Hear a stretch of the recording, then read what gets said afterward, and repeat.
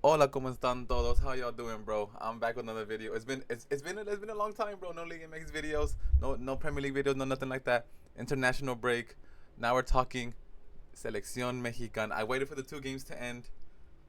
Let's talk about it. Japan and South Korea, great teams, great great choices from the federation. I wish they were played in over there in Japan and South Korea, but we'll take it. We'll take it. Just to start the games from Japan game. Japan game 4-2-3-1.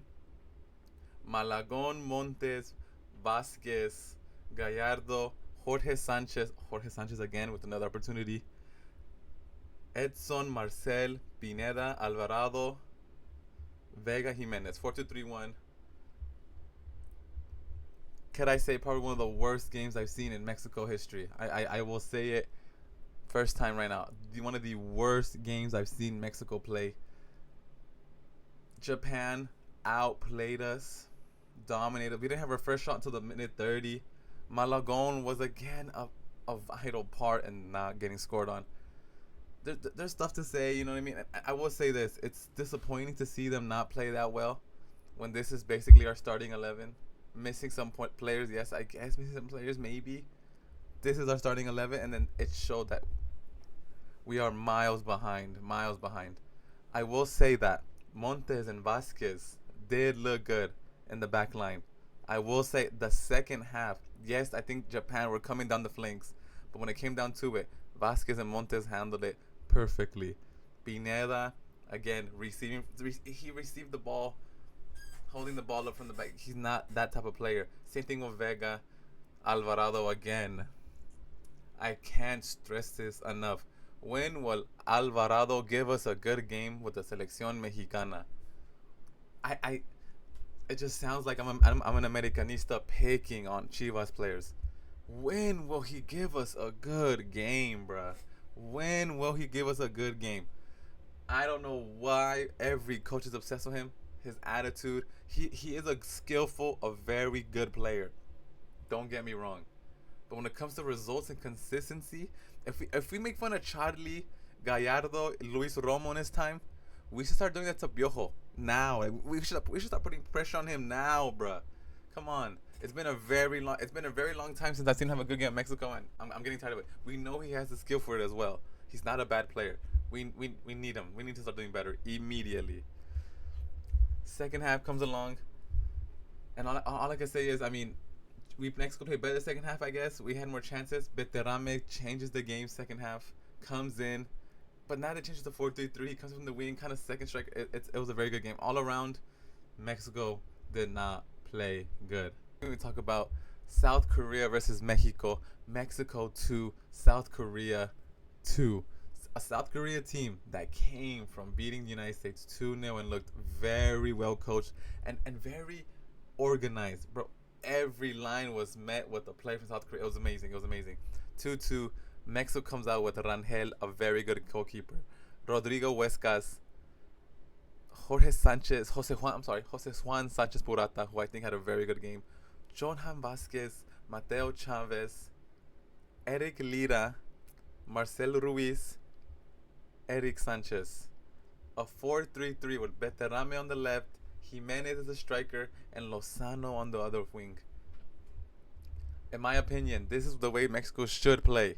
In my opinion, the 4-4-2 seems to never really get any balls to the forwards, or the 4-2-3-1, or even the 5-4-1. I can see Javier Aguirre playing so many formations in the World Cup, but depending on the game, depending on the team. But in my opinion, this 4-3-3 is the best formation Mexico can use, and I think Mexico played such a good first half. In my opinion, this is Mexico's best half I've seen in the last 5 games, maybe. Mexico played very well. We got the goal. Mexico got the goal from who else? Raul Jimenez, bruh. And I will say this. I will say this. Mexico played well, or should I say Mexico played better than they did against Japan? Because I still think we lack that ball into Jimenez, into Lozano, into Berterame, into space. I think we won most of our balls from stealing it from the Korean players. My That's how I saw the game. Nonetheless, Raul Jimenez's goal was amazing, and I'm not even talking about like, it was amazing. If you see the way where he starts the header, The header goes top corner. It's in the corner, but no keeper was getting that. Amazing goal. Heung-min Son scores for Korea. Of course he does. And then, oh, scores a second goal. And then Santiago Jimenez in the 94th minute, maybe. The 94th minute scores a beautiful goal. Both strikers, I will say this. Mexico played a very good first half, a very poor second half. But I will say this. Mexico's biggest problem now is finding a player to give actual balls to Santi and Raul. We are lucky, Mexico fans, to have two very good strikers in Raul Jimenez and Santi Jimenez. All they needed was, honestly, between the two of them, they had 4 opportunities in the whole game. 5 maybe, clear opportunities, and they scored 2 of them. That's a W. I think Javier Aguirre can go happy with the fact that his forwards, if they were in form, they're gonna bag you some goals. But the problem is we need to give them more chances. The more chances they could probably score more. That's the Mexico's biggest issue right now. No, Mexico in those 2 games, I think I give them a 6.5 out of 10. I think defensively we showed that there's players that we can use in the long run for sure. And I think that's the positive we got out of it. And the Santi and Raul Jimenez, they need to come. They need to play now. Berterame, Fidalgo will have a chance to play the Mexico team. Mark my words, Berterame will have a chance to be in the World Cup 2026 if he continues scoring for Monterrey. And I have no problem with it. As long as he's in form, I have no problem with it. Fidalgo will have a chance in February, March to play with the Selección Nacional.